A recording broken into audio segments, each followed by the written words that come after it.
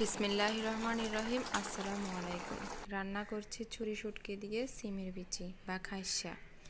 ছুরি শুটকি দিয়ে সিমের বিচি রান্না করার জন্য আমি নিয়েছি এখানে সিমের বিচি। সিমের বিচির সাথে আমি একটা আলু ছোট ছোট টুকরো করে কেটে নিয়েছি।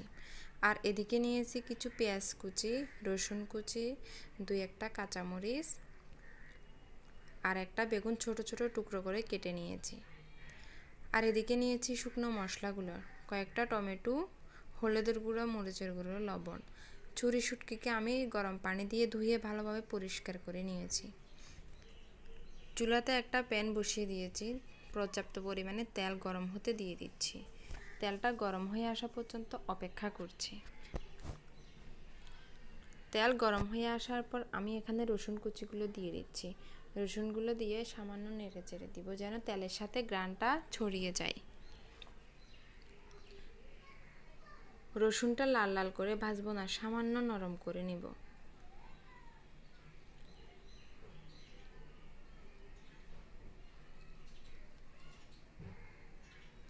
রসুনটা নরম হয়ে আসার পর আমি দিয়ে দিচ্ছি পেঁয়াজ কুচি।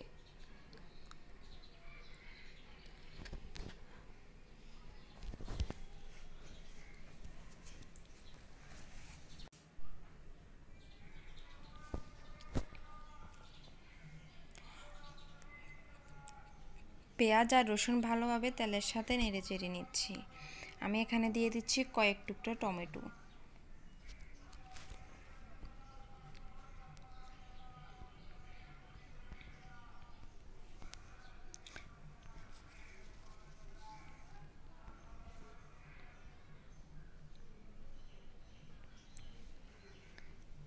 আগে থেকে ধুয়ে রাখা শুটকিটা দিয়ে দিচ্ছি তেলের সাথে যেন শুটকির গন্ধটা চলে যায়। শুটকিটা ভালোভাবে তেলের সাথে নেড়ে চেড়ে নিতে হবে।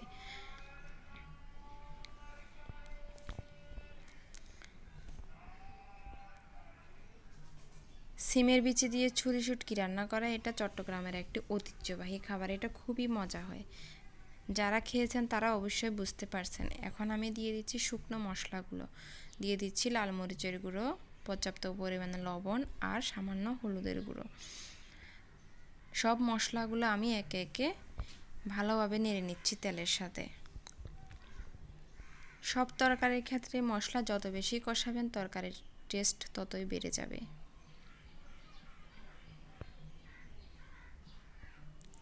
এখানে আমি বাড়তি কোনো মশলা ইউজ করতেছি না, যেমন জিরা, ধনিয়া, আদা এগুলা ব্যবহার করি না। মশলাটা আরও ভালোভাবে কষানোর জন্য একটি গরম পানি দিয়ে দিচ্ছি। গরম পানি দিয়ে আমি আবারও 2-3 মিনিট এগুলো কষিয়ে নিব। সর্বোচ্চ আমি 5 থেকে 7 মিনিট কষিয়ে নিলাম।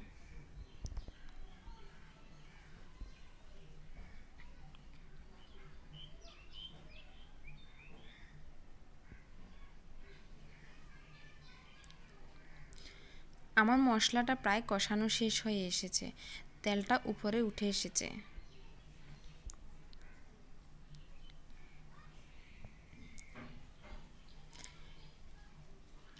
এখন আমি দিয়ে দিব আগে থেকে পরিষ্কার করে রাখা সেই সিমের বিচি খাইসা।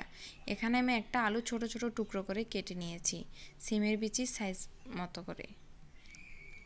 ভালোভাবে মশলার সাথে বিচিগুলো নেড়ে চেড়ে নিব।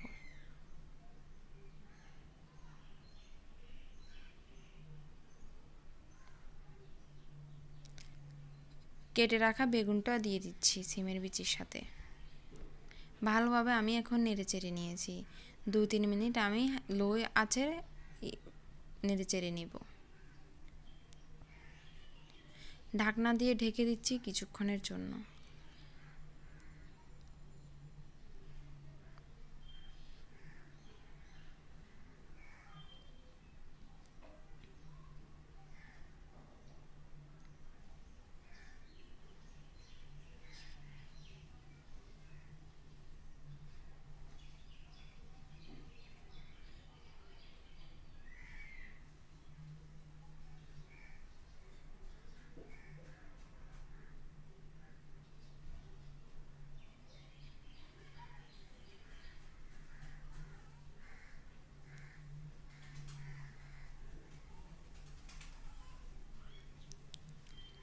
এখন আমি দিয়ে দিচ্ছি ফুটন্ত গরম পানি। পানিটা আমি আগে ফুটিয়ে রেখেছিলাম।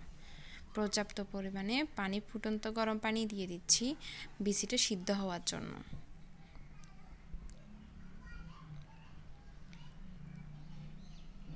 এখন আমি চুলার আঁচটা বাড়িয়ে হাই হিটে রান্না করে নেব 5-6 মিনিট। আমি আরও কয়েক টুকরা টমেটো দিয়ে দিচ্ছি, 2-3টা কাঁচামরিচ মাঝখান থেকে ভেঙে দিয়ে দিচ্ছি।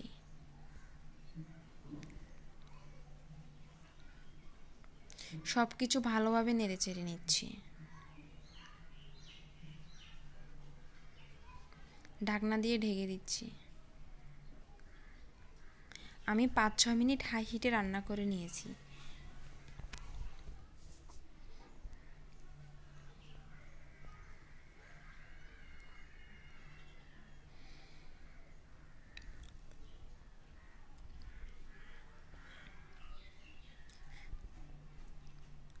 পাঁচ 7 মিনিট পর ফিরে এসেছি আমি আবার এসে একটু নেড়ে চেড়ে দিচ্ছি।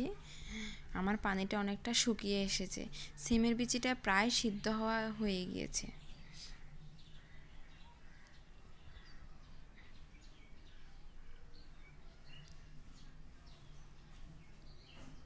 আমার বিচিটা সিদ্ধ হয়ে গেছে। আমি এখন আপনাদেরকে একটা ভেঙে দেখাচ্ছি, এই যে একেবারে গলে গিয়েছে। এখন আমি এটা চুলা থেকে নামিয়ে নেব।